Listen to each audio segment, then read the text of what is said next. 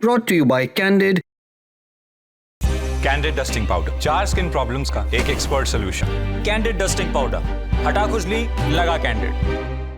राघव चड्ढा को राज्यसभा की committee on petitions का चेयरमैन बना दिया गया है। यह नियुक्ति राज्यसभा चेयरमैन सीपी राधाकृष्णन ने की है और नई समिति 20 मई से प्रभावी मानी जाएगी। आपके लिए वीडियो हम शूट कर रहे हैं 23 मई 2026 को, लेकिन उससे पहले ही 20 मई से इसका प्रभाव जारी हो जाएगा, यानी विद इफेक्ट फ्रॉम 20 में, ये लिखा हुआ था।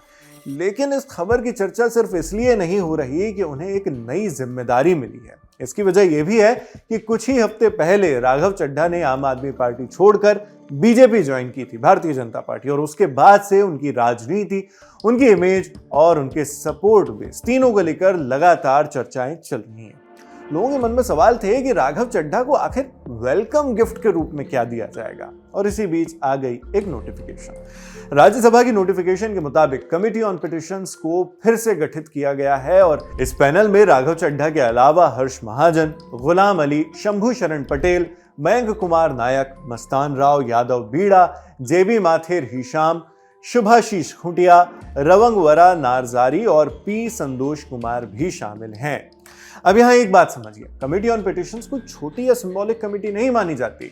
इस कमेटी का काम होता है जनता और संस्थाओं से आने वाली पिटिशन यानी याचिकाओं को सुनना, शिकायतों और जनता की चिंताओं को लेकर जांच करना और उन मामलों को संसद के सामने लाना। यानी आसान भाषा में कहें तो ये आम लोगों और संसद के बीच के एक इंस्टीट्यूशनल ब्रिज की तरह काम करती है। लेकिन इस खबर का पॉलिटिकल एंगल उससे भी बड़ा है, क्योंकि 26 अप्रैल को राघव चड्ढा और आम आदमी पार्टी के 6 अन्य राज्यसभा सांसदों ने पार्टी छोड़ दी थी।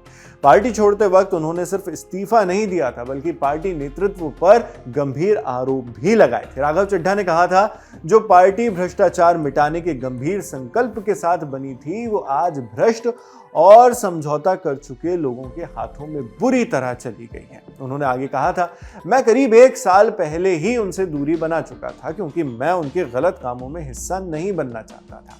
यानी उन्होंने अपने फैसले को सिर्फ राजनीतिक बदलाव नहीं बल्कि प्रिंसिपल से जुड़ा फैसला बताया। इसके बाद बीजेपी में शामिल होने के साथ ही एक दूसरी कहानी शुरू हुई, सोशल मीडिया की कहानी। सोशल मीडिया पर राघव चड्ढा खासी एक्टिव रहे हैं, आप जानते ही हैं। इसलिए उसी सोशल मीडिया पर राघव को ट्रोल करते हुए यह तंज कसा गया कि उन्हें बीजेपी ज्वाइन करने के बाद केंद्र सरकार में मिनिस्टर ऑफ इन्फ्लुएंसर अफेयर्स बनाया जाएगा। ऐसा कोई मंत्रालय असल में तो एग्जिस्ट नहीं करता, पर एक व्यंग्य जरूर था, क्योंकि बीजेपी सत्तारूढ़ पार्टी है, अभी एनडीए की सरकार है।